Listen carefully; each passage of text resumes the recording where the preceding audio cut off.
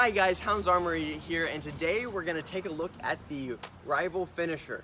This is the newest magazine-fed blaster from the Rival line, and I've been a little surprised by it. I got my hands on it earlier today, and really wanted to get this review out so you guys can take a look at it yourself. Of course, it is a magazine-fed blaster with a top prime single-shot Springer action. The magazine releases here in the front, which is a little odd. It's not really a system we've seen a lot. It's a little reminiscent of some of the, I think it's the Busby magazine-fed blasters that have the push button release, but I think this one might be a little more convenient because you can get it with your index finger.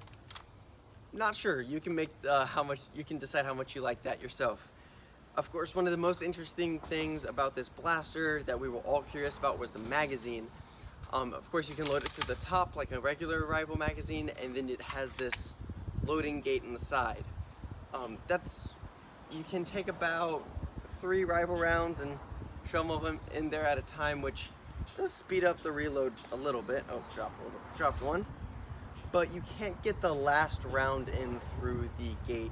For that, you have to close the gate and load it in there. Now, a question I had and I was interested in was, does this mean you could top up the blaster on the fly? And for the Finisher, you can't. You can't quite get to the tab that'll open up the window, and there's not a whole lot of space here.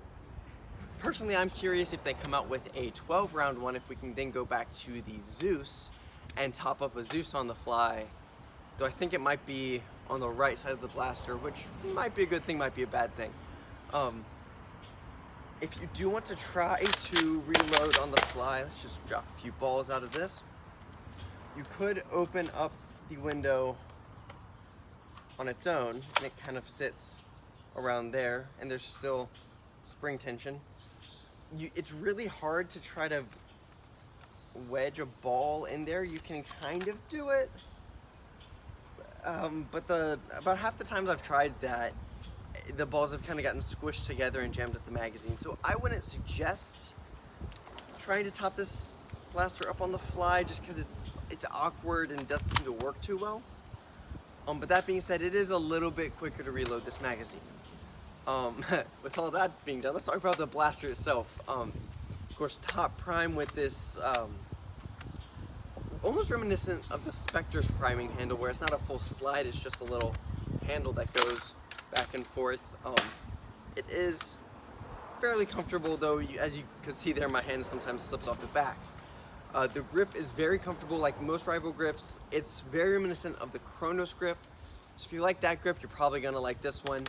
The trigger is this flat style, which I thought I was gonna dislike, but it's honestly fairly comfortable. There's of course the trigger safety, which all Rival blasters have to have, and a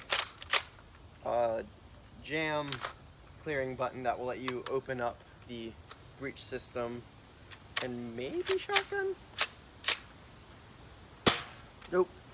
Oh. You can technically shotgun it that way, but I'm not having much luck with it, the little I've tried. A little. It's not as good as like shotgunning the Chronos using that technique. Overall, it's longer than a Chronos, but I think a little shorter. It's a little comfortable. I keep finding myself holding it up here and priming and then holding it here to fire, which isn't bad. Yeah, so I have a weird opinion of Rival in that I feel I can never hit anything with it. I know some people find it very accurate and perfectly fine, but I feel I can never hit anything with Rival. I've never played with a Perseus or a Prometheus, or is the Outer Darts Jupiter, those really high rate of fire Rival blasters. I've never gotten my hands on one of those, and I could probably hit stuff with those just because of the volume of fire they have. But when it comes to single shot and Springer Rival blasters, I struggle to hit things. And so I tend to not like Rival too much, but this blaster's kind of changing my mind. I'm having some crazy thoughts about trying to make it a pump action carbine thing, partially because of how when you prime it, this handle doesn't protrude off the back too much, so it might lend itself to putting a stock attachment point on the back, and things like that. Ow. But the most interesting thing to me is the way this breech works. A lot of rival blasters, like all the way back to the Apollo and up to the Kronos and some more modern things, they have what I would call a pusher style breech, where when you prime the blaster back, it pulls back a section of the breech that then when you prime forward, it pushes the rival round or the dart into the barrel. This works differently. This works by, when you pull back, the barrel moves forward, which leaves space in there. I don't know if you can see up in the mag well.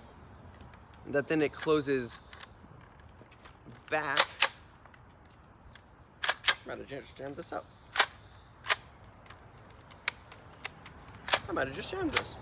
Well, we'll fix it later. It's a very different and kind of an odd style of breech we don't see a lot. I think one of the Ghost Ops blasters works like this. Not really sure. I never got my hand on any of those. It's very interesting, and so I'm curious to see how it works on the inside. So let's bring it into the workshop and we can open it up and fix whatever I just did to it and see how it works. So here we're looking at the internals of the Rival Finisher. Now, one thing I'm finding really cool is a lot of the springs for the trigger, the magazine release. Talk about that in a second. And I think even the catch are all these integrated leaf springs connected to the plastic parts. Now, I think that's really cool, especially for like the mag release and the trigger, because it's one less spring to go springing across the room, as well as it probably being a little cheaper to produce. I wish they hadn't done it with the catch though, because that's gonna make that almost impossible to upgrade without drastically changing the catch itself.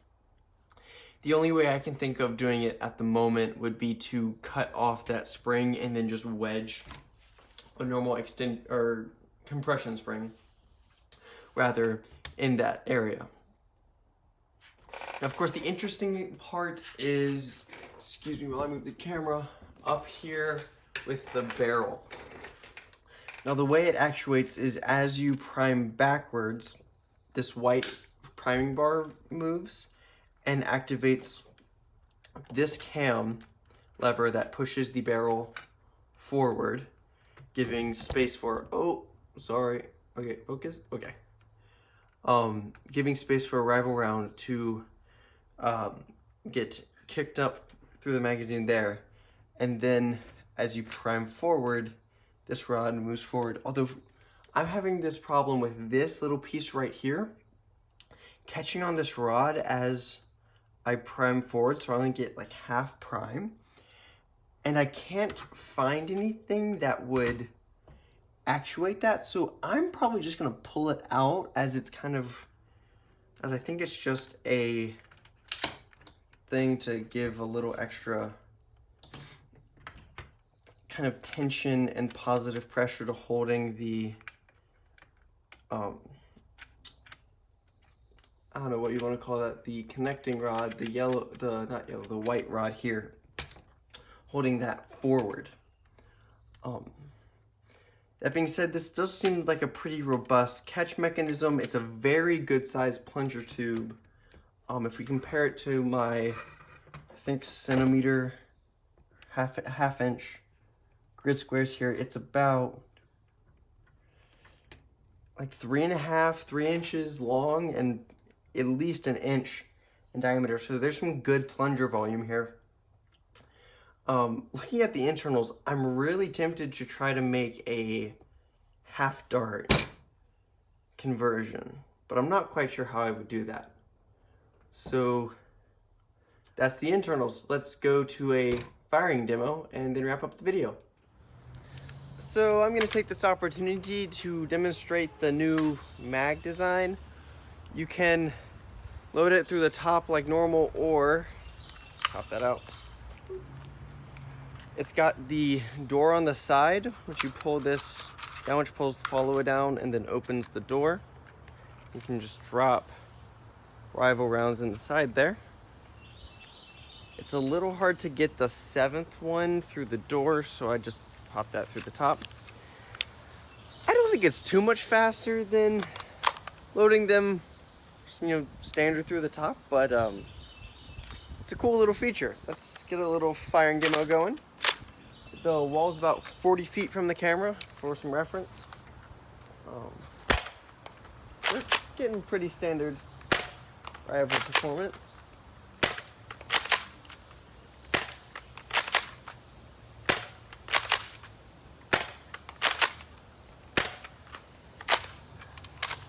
"40 feet's about as far as I find is accurate with Rival blasters.